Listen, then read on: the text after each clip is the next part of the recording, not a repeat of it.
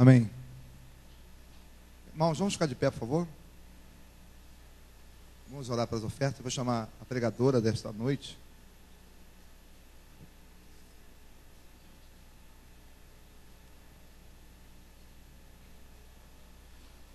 Pai, consagramos a Ti essas ofertas, os ofertantes, os dizimistas.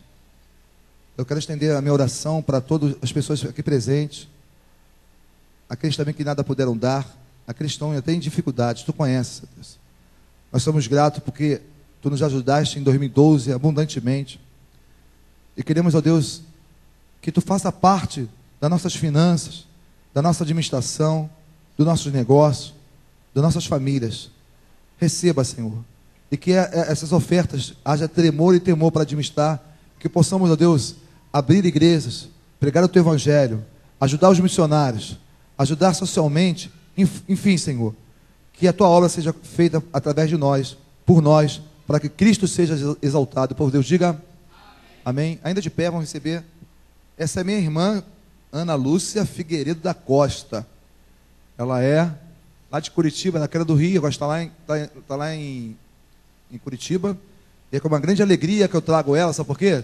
Toda vez que está quente aqui, ela vem e o tempo fica frio. Pais amados, tudo bem? Deixa eu me apresentar a vocês, apesar de ser irmã do bispo, mas eu fui dessa igreja aqui, eu não sei se alguém aqui é da minha época. Jussara, ela é minha líder de ministério, de infantil, junto com outros. O bispo era diácono e eu dava aula aqui. A minha curiosidade, sempre quando eu olho assim os rostinhos dos jovens, eu fico pensando, será que eu dei aula para algum desses jovens que estão aqui, quando eles eram pequenininhos? Então é com muita alegria que eu estou aqui. Quero dizer a vocês que eu amo a igreja, não por causa do bispo Fidelis, porque eu também faço parte dessa igreja, né? Deus me levou lá para o frio, lá para Curitiba, e dentro da minha igreja hoje eu sou pastora do Ministério Infantil. A igreja, diante de tantos membros, escolheu a mim para me dar uma bolsa na Faculdade de Teologia. A mensagem de hoje é uma mensagem inspirada numa aula que eu tive na faculdade sobre missões. E quando eu saí de Curitiba, eu saio sempre assim, porque tem o bispo, tem pastores, tem a pastora, e eu sempre oro para Deus. Se o Senhor tiver alguma coisa, podem sentar, tá, queridos? Se o Senhor tiver alguma coisa que eu fale para a igreja, que o Senhor abra oportunidades. Hoje a Jussara estava fazendo a escala para vocês terem a certeza que é o Espírito Santo que me trouxe aqui, né? Ela fez uma escala de alguns pastores e tudo mais.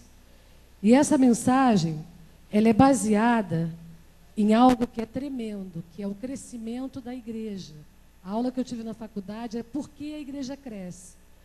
E trazendo para o objetivo maior dessas quintas-feiras, que vai ser agora no mês de janeiro, nós, a igreja de Inhaúma, nós porque eu faço parte da igreja, né, irmãos? Só não estou aqui, estou lá em Curitiba, mas nós somos do mesmo corpo, servimos ao mesmo Deus, né? Então a igreja de Inhaúma, ela está inspirada pelo Espírito Santo a, durante as quinta-feiras, orar pela família. E não existe maior família do que a nossa família, por exemplo, eu e meu irmão, minha mãe e os meus irmãos, nós fazemos parte de uma família. Mas aqui existe uma família que é a família do corpo de Cristo. E essa família só pode ser cuidada por nós. Então é nisso que nós vamos ser inspirados por Deus nessa noite, a entender o porquê devemos amar a nossa família, tanto a família de sangue, quanto a família da igreja. Nessa aula, o bispo, que é doutor e mestre em missões, ele abriu para nós várias estatísticas, cruzadas evangelísticas, grandes campanhas, e ele foi trazendo para nós, os estudantes de teologia, como que era a porcentagem. Eu super atenta, que eu queria saber, quem não gosta que a igreja cresça, né? Todo mundo tem esse alvo, né? Que a igreja cresça. E a gente que é preparado para pastorear, a gente tem o cuidado de querer que a igreja fique cheia. Nessa aula eu aprendi que não é tão importante a igreja ficar cheia, e sim a igreja ficar com qualidade, cheias de crentes, homens e mulheres que separam a sua vida para servir a Deus. E o que eu achei interessante, que, por exemplo, cruzadas, Billy Graham, um dos maiores pregadores do mundo, né? A cruzada dele evangeliza não sei quantas mil pessoas. O próprio Caio Fábio, quando faz assim as cruzadas dele, também várias pessoas. Mas para que os irmãos fiquem atentos, a maior qualidade de ganhar alma para Cristo não são as cruzadas, não são o evangelismo em massa, e sim o testemunho pessoal. É o que mais ganha almas para o reino de Deus. E o que eu trouxe para vocês nessa noite? Quem não gostaria aqui de ganhar toda a sua família para Jesus? Esse é um alvo que todos nós temos, né? Eu tive o privilégio do meu irmão ganhar a minha irmã me ganhar, e assim vai. Mas nós temos um irmão na família que é alvo das nossas orações. Então, o que eu quero compartilhar com vocês é um texto muito simples, que está em João, simples e poderoso, né? Que eu gostaria que você que não tivesse Bíblia, sentasse perto do que tem. João capítulo 9.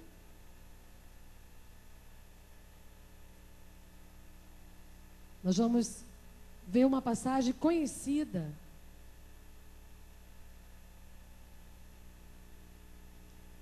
João capítulo 9, a cura de um cego. Quem conhece essa história? Levanta a mão que já ouviu essa história aqui. Tem gente que não conhece, né? Então, porque tem gente que não conhece, nós vamos ler o texto inteiro para que você possa se familiarizar o texto e, mais do que tudo isso, aprender um pouco de Deus nessa noite, né? Eu queria que você lesse do capítulo 1 ao 25 e gostaria que você fizesse uma leitura silenciosa. Você lesse, você e Deus. Eu vou esperar você ler do versículo 1 ao capítulo 20, ao versículo 25. João 9, de 1 a 25.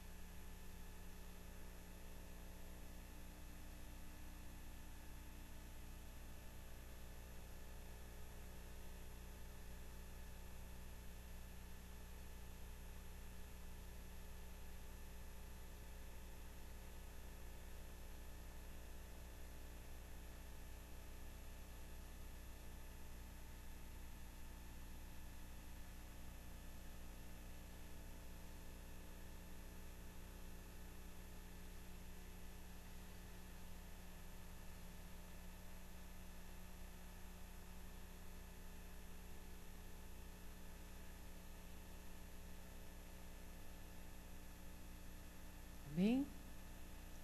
Vamos repetir todo mundo junto? 25.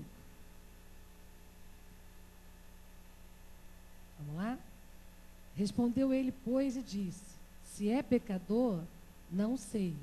Uma coisa sei, é que havendo eu sido cego, agora vejo. Quem é que vê a luz agora, depois que aceitou a Jesus?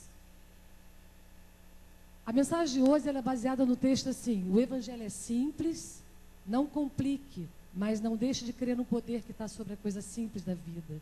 Quando esse pecador, eu vou trazer para vocês o contexto dessa história. Esse homem era cego de nascença, e esse povo, naquela época, cria que quem era cego de nascença, ou nascia doente, era pecador. Hoje, quando você tem um filho com síndrome de Down, você já sabe que o estudo gera isso e você vai amar isso. Nós estamos numa era em que ser acessível, tornar as pessoas mais próximas, é mais fácil para nós agora. Mas nessa época, aqui nesse contexto, esse homem ele era pecador, porque ele nasceu cego.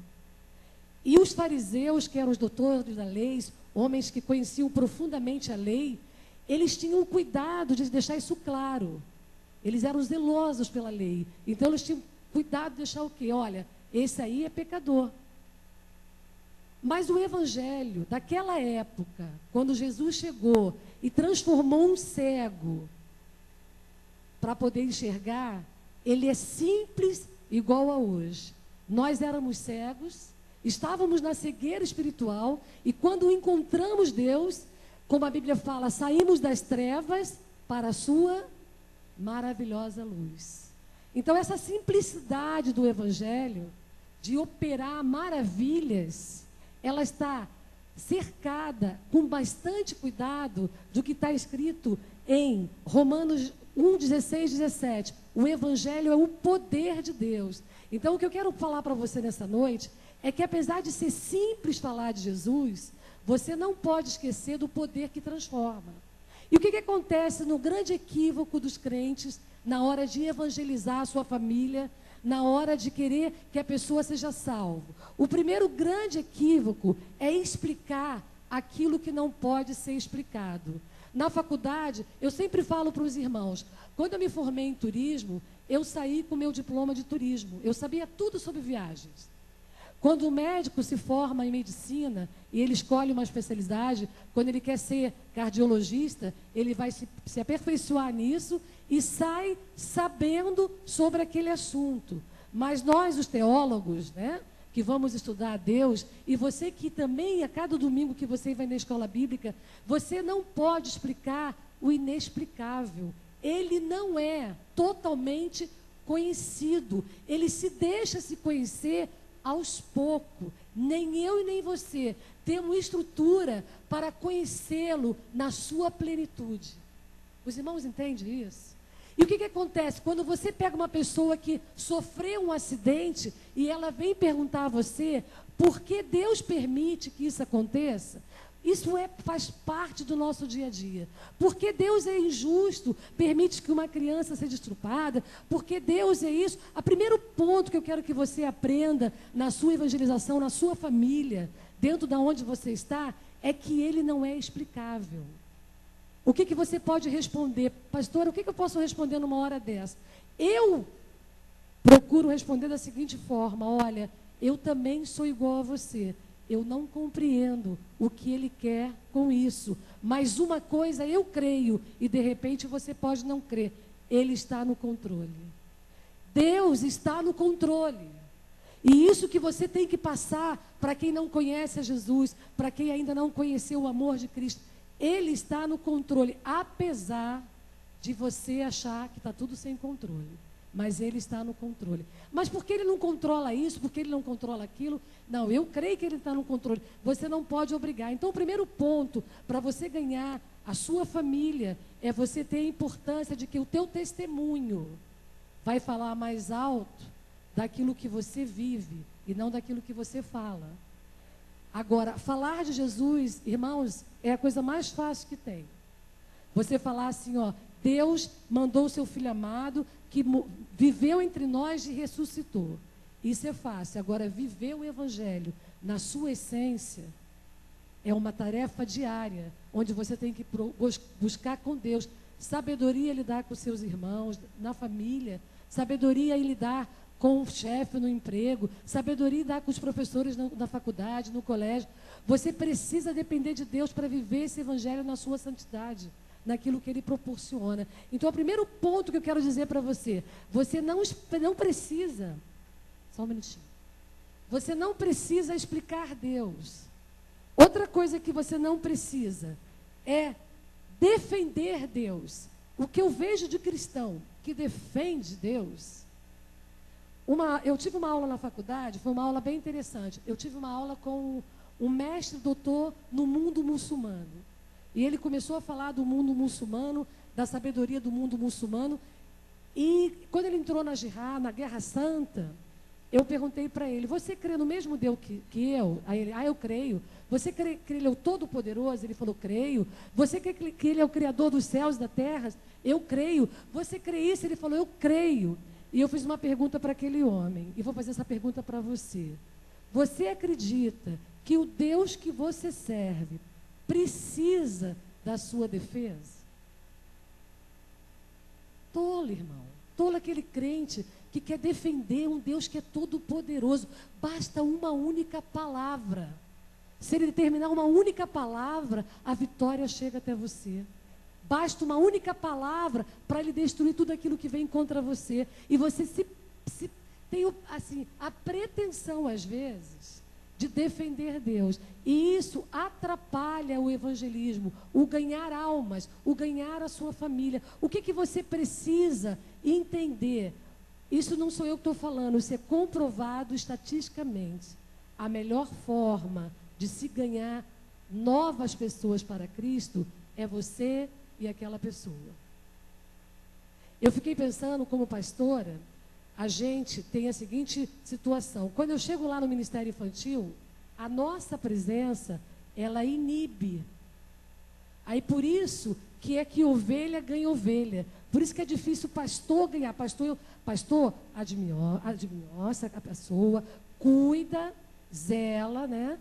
Quando Deus me chamou para o pastoreio, eu confesso aos irmãos, eu pensei logo no tapete vermelho, né?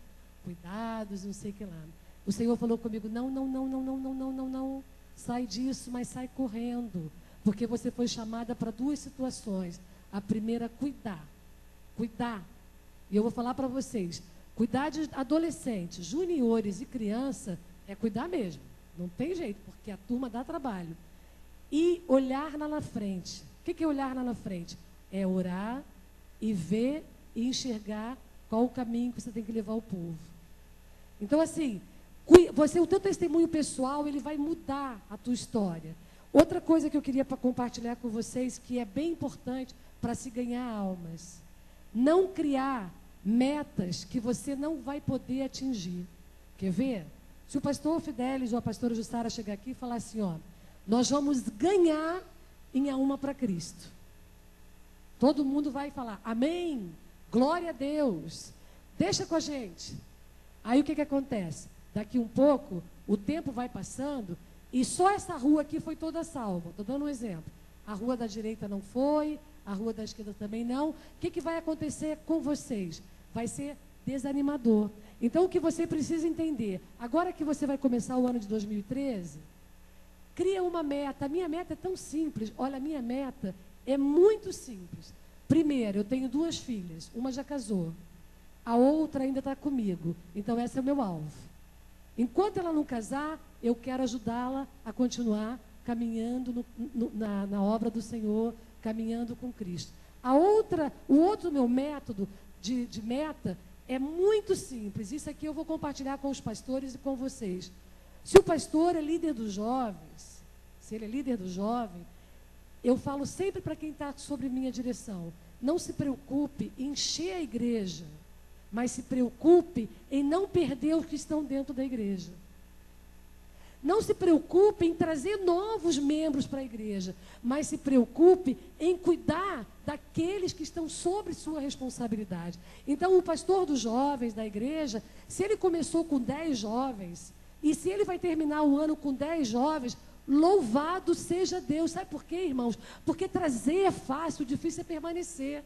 O difícil é fazer com que eles fiquem conosco até o fim. O difícil é que eles abram mão do mundo e por tudo por Cristo. Então, se um líder de jovem consegue manter os jovens com ele, amém. Se Deus agregou mais, glória a Deus.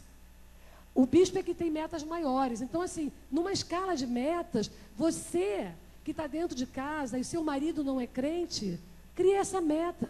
Ah, mas irmã, eu oro por ele há 30 anos. Queridos, vou dizer uma coisa para você. Nada que é regado com oração deixa de frutificar. Amém, querido? Nada que é regado, mesmo que para você tem muito tempo. O meu irmão, alguns conhecem o Enéas, aqui, querido, abençoado, chegou em Curitiba, começou a igreja comigo, jejuou comigo, daqui um pouco conseguiu uma mulher lá, parou de orar comigo e tal. Eu fiquei tão triste, eu desisti de orar. Eu falei, Senhor, nossa, trouxe ele lá do Rio para cá, ele está na bênção comigo aqui agora. Agora, qualquer mulherzinha que aparece, leva ele embora, não gostei disso não. Isso eu. Aí o Espírito Santo fala assim, já desistiu? Aí eu falei, é verdade. Então, o que eu quero dizer para você esse ano de 2013, não importa que seu alvo vai ser uma única pessoa, mas cuida, zela e trabalha com ela. Olha, lá na minha igreja, eu olho assim, ó. Eu não posso. O pastor Fidelis jamais vai poder. A pastora Jussara, ninguém consegue cuidar de uma multidão. Ninguém. Mas você precisa cuidar com zelo. Você vai olhar aqui e você vai dizer para o seu irmão, poxa vida, é a minha família, o que a pastora foi inspirada, é quinta-feira da família, mas aqui também está uma família. Aí você tem um carro, você mora para lá, né? E alguém mora para cá. Talvez esse não seja o teu melhor alvo, porque pode ter um irmão que vá para lá. Mas se você mora para cá e o teu carro tem um espaço, cuida daquele irmão. Lá na minha igreja tem assim de jovens. Eu olhei assim e eu falei, puxa vida, quem eu vou cuidar? Eu escolhi uma jovem que a mãe mora longe, ela foi estudar. A mãe do interior, ela foi estudar. Eu fui com ela para o hospital quando ela estava com febre. Eu dei para ela alimentação na minha casa, uma só. Assim de jovem. Mas eu, assim de jovem pouquinho, a igreja é pequena, não é grande. Só que aquele era o meu alvo. Então, o que eu quero trazer para você nesse ano, quando a pastora falar, ore pela sua família, coloque no seu coração alguém que você vai cuidar, alguém que você vai zelar. Quando a pastora falar, ore pela sua família, olha na igreja em volta e pense assim, puxa vida, esse ano, quem vai contar comigo é o bispo, é o pastor. Eu não sei se tem pastores de casais aqui. Olha, eu tenho um bom casamento e eu vou ajudar o pastor na relação de casais.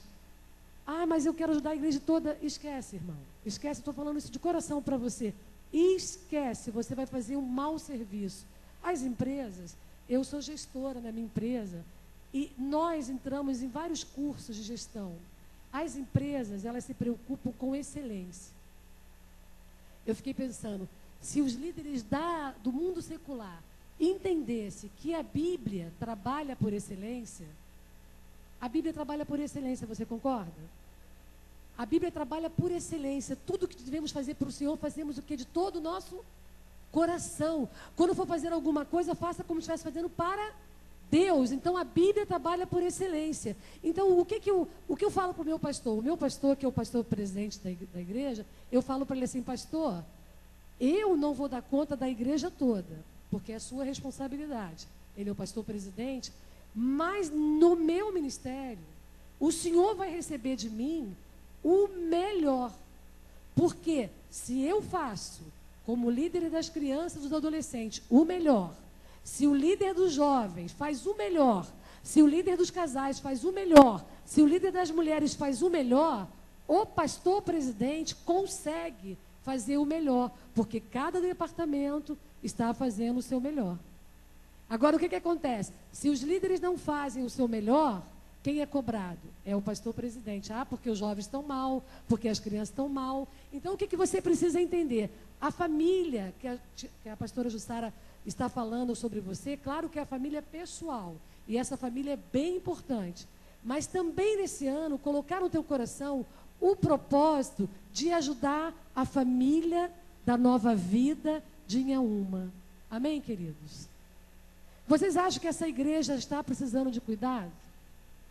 Será que o bispo está dando conta sozinho? Será que a pastora Jussara vai dar conta sozinho? Mas, de repente, senta alguém do teu lado que não tem coragem de falar com ninguém e a pessoa se abre o coração com você. Quem vai pastorear essa pessoa?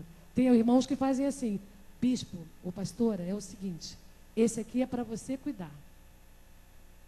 Mas Deus, num culto, num espaço desse, uma pessoa sentou do seu lado, ela chorou e abriu o coração com você.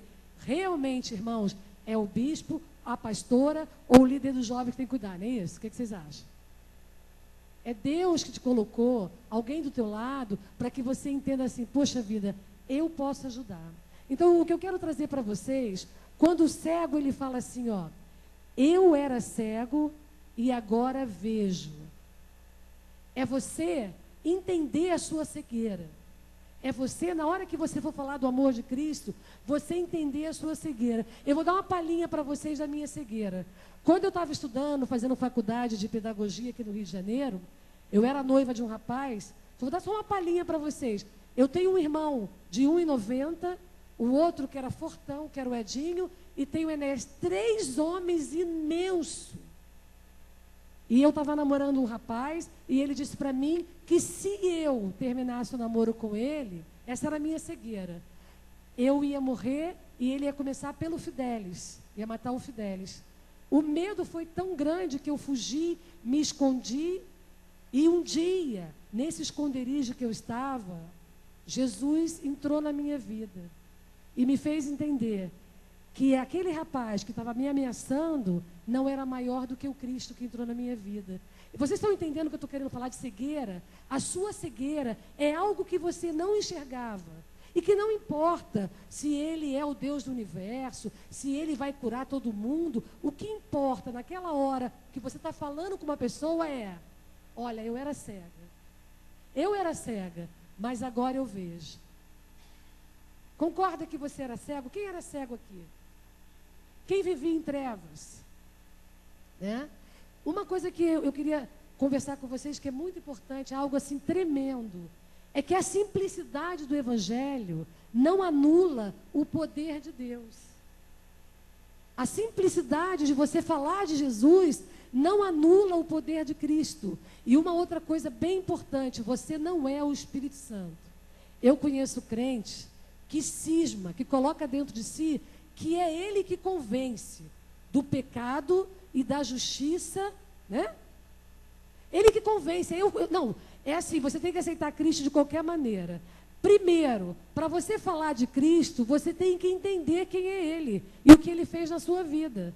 Eu conto para todo mundo que eu tinha um irmão grandão e fiquei com medo. Uma vez, eu não sei se o Fidelis lembra, que ele falou comigo: mas Aninha, você não falou isso com a gente? A gente quebrava em 3 pedaços. A gente tomava uma decisão. Quando eu olhei para o tamanho do Fidelis, para o tamanho do Edinho e do Enéas, eu falei: Jesus, como eu estava com medo mesmo. E o medo, ele cega a gente. Então, essas minhas trevas de não entender isso, quando eu encontrei a Cristo, eu busquei o rapaz e eu falei com ele: olha, eu não sei quem você vai matar da minha família.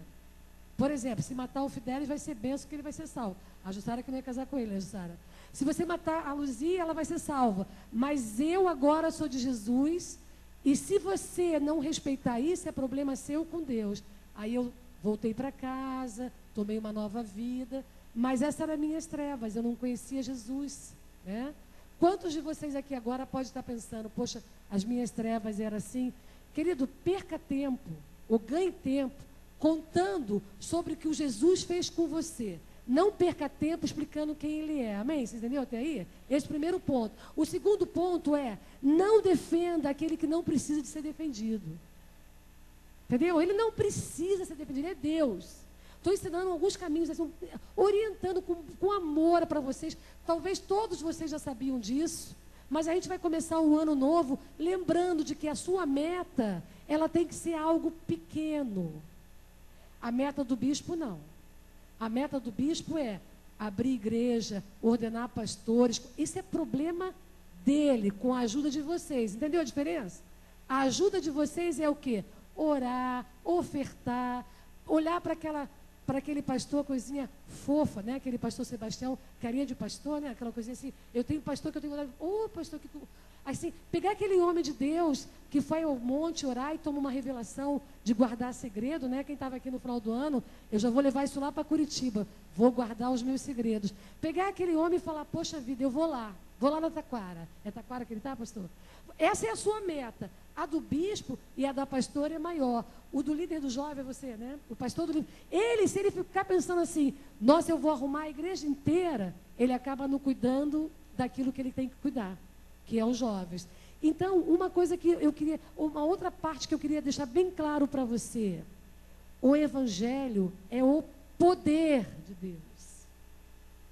Amém, querido? Vira para o teu irmão e fala assim, ó, o evangelho é o poder de Deus. Para todo aquele que, a salvação é para aquele que crê. Queridos, uma vez o bispo falou para mim, ele acha que ele era diácono, foi muitos anos atrás. Eu falei com ele assim, puxa, Fidelis, por que a mamãe não se converte? Por que fulano não se converte? Por que Beltrano não se converte? Eu oro tanto, jejuo tanto, não sei se você lembra disso, que a gente conversou, ele era diácono, por que isso não acontece? Ele me respondeu assim, porque a pessoa tem que querer. Nunca mais eu esqueci disso. Falar do amor de Deus é para quem quer. Tem gente que fala assim, eu não quero saber de Jesus. E você fala assim, ah, mas você tem que querer, porque Jesus é o salvador da alma, bababá. A pessoa fala, não quero saber. A Bíblia fala que aqueles que são de Deus, ouve a palavra de Deus. Quer ver um versículo que é forte e que ninguém gosta? Não lancei pérolas aos porcos. Às vezes, alguém está blasfemando de Cristo e você acha que está pregando o Evangelho. Eu começo assim meu evangelismo. Tudo bom, querido? Como vai você? Vai bem? Você quer ouvir alguma coisa de Deus? Ah, Deus. Tem gente que fala assim, Deus, quem não quer ouvir de Deus? Tem gente que é assim. Tem gente que fala, não, agora não. Eu falo, tudo bem, vai na paz, Jesus te abençoe. Porque a pessoa tem que querer. Agora, quando você encontra uma terra fértil, né? Que você lança semente. A Thelma, não sei se ela está aqui essa noite, a Thelma que deu aula junto comigo aqui, ela me encontrou ali na porta da igreja, e ela falou assim, como vai a Michele e a Marcele, que é minhas filhas? Eu falei, irmã, eu queria dizer para você uma coisa, o seu trabalho no Senhor não foi em vão. Não, eu falei, não, a Michele, a minha filha hoje, é líder do adolescente, e a Marcele é líder dos juniores. Ela, glória a Deus, irmã. Então, você precisa entender, quando você encontra uma terra fértil, aquela semente, ela germina. Então, o conselho que eu dou para você, esse ano não perca tempo com quem não quer saber de Deus. Esse ano, gaste o seu tempo com aqueles que precisam de Deus. Esse ano, fale menos e viva mais o Evangelho. Viva mais o Evangelho, muito mais do que pregar. A vivência é maior. Eu crio comigo assim, quando eu estou no ônibus e é rapidinho, né, uma entrada no ônibus, eu falo, opa, aqui eu tenho que pegar uma oportunidade rápida. Mas para o meu colega de trabalho que trabalha comigo, eu fico, quando ele fala, eu vi um pastor na igreja assim, falou assim, eu falo, o que você achou? Mas pregue o evangelho muito mais vivendo do que falando. Outra parte que eu queria deixar para vocês, não desista da sua meta com facilidade. Eu acho que faz parte do brasileiro isso, porque o brasileiro, quem já sabe no final do ano, vocês vejam na televisão, o ano que vem eu vou emagrecer, quem já ouviu essa meta? Ou então na segunda-feira, né? Não desista da sua meta com facilidade, porque a pessoa que você vai pregar o evangelho esse ano, ela pode até deixar de falar com você. Você começar a falar o evangelho para ela, vai falar, eu não quero saber de você. Ore por isso. Não desista com facilidade. Outra coisa, não desista da sua família. Primeiro, quem já ouviu falar várias mensagens? Primeiro o reino dos céus, não é isso? Depois várias coisas serão acrescentadas. E eu falo para o meu pastor fala, irmã, cuidado no falar. Eu falo, pastor, eu jamais vou ser hipócrita. Se eu ganhar o mundo inteiro para Jesus, mas se eu perder a minha filha tristeza vai ser profunda.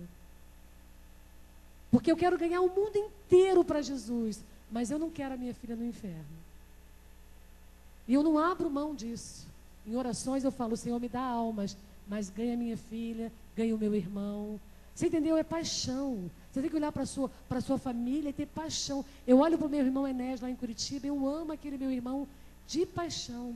Eu chego perto do bispo em casa, eu vou ali, porque é uma característica minha e dele, do meu outro irmão que faleceu também, eu vou lá e beijo aqui, né? Tem um pouco de abertura aqui em cima, né? Eu dou um beijinho nele e falo, querido, Deus abençoe sua vida, porque eu amo esse irmão, eu amo de paixão a igreja do Senhor Jesus, eu amo cada criança, eu amo cada adolescente, mas eu amo a minha família e eu quero vê-la salva. E é isso que a pastora está tentando trazer para você aqui. Ame a sua família, as duas famílias, os irmãos entenderam? Você tem duas famílias aqui na terra. Você tem a tua família de sangue e tem a família da igreja. A família da igreja tem um conselho bíblico, que é assim, ó, chorar com os que choram e se alegrar com aqueles que estão alegres. Esse ano eu tive uma irmã lá na faculdade que ela ficou doente. Ela primeiro fez uma cirurgia, ela ficou doente. Depois ela fez uma outra cirurgia e ela foi ter aula triste, abatida. E eu falei com ela, mas por que você está tão abatida assim? Ela, é porque eu vou ter que falar para a minha igreja que eu vou sofrer uma cirurgia de novo. E a preocupação dela era como a igreja ia reagir. Irmãos, eu não falei com ela, porque eu sei que ela não ia entender naquela hora. Mas eu vou dizer uma coisa para você. Quando você falar de Jesus, você tem que entender que você tem virtudes e defeitos. E que você é humano. E eu fiquei pensando, uma irmã, líder de uma igreja, que sofreu 2 cirurgias com medo de voltar para a igreja e a igreja pensar dela. Eu falei, mas por que você está com medo? Ela, eu não sei o que a igreja vai pensar de mim. Eu falei com ela, só um pedacinho que eu falei para ela assim, olha, você precisa entender, essa igreja que te ama, que você lidera, ela tem que amar você, sã ou enferma. Ela precisa entender que você é de Cristo. Você é uma bênção, mas faz parte do nosso humano ficarmos chateados.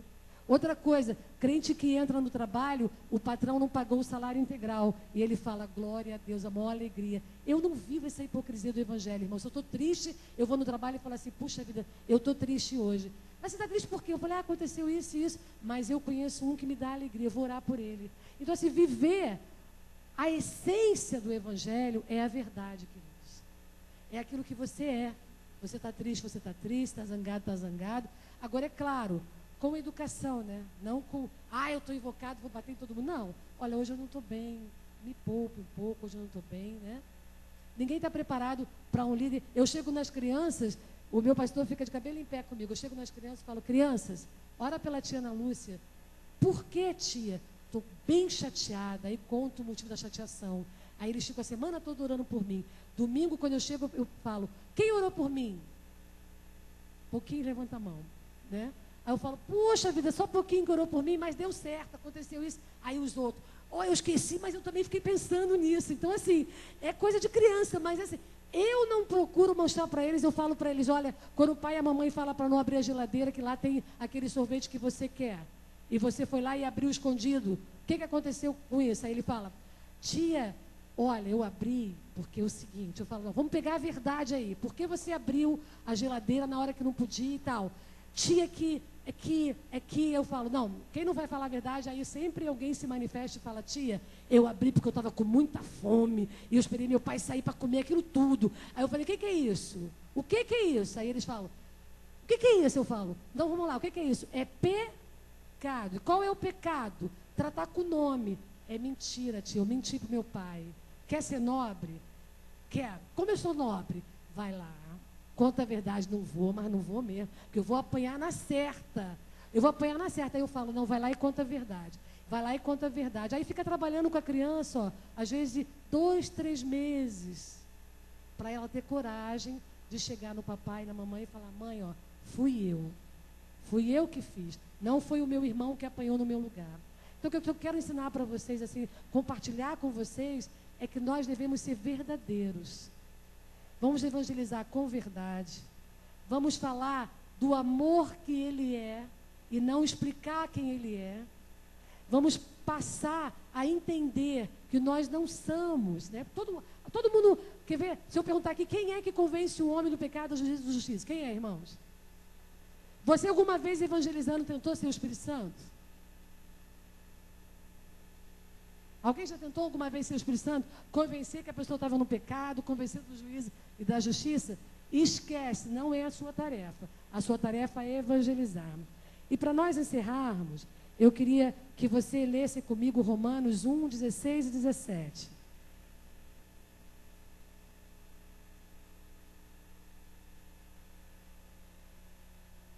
Quem achar o texto pode ler, por gentileza?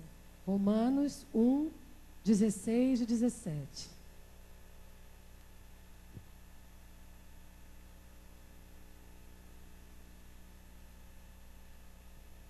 Alguém achou? Passa ler para mim?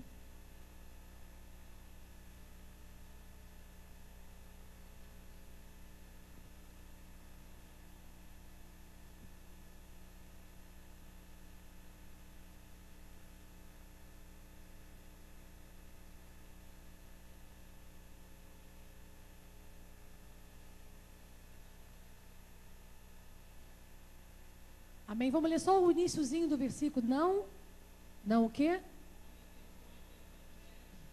O poder de Deus. Vamos lá de novo. Não me envergonho do Evangelho, porque é o poder de Deus.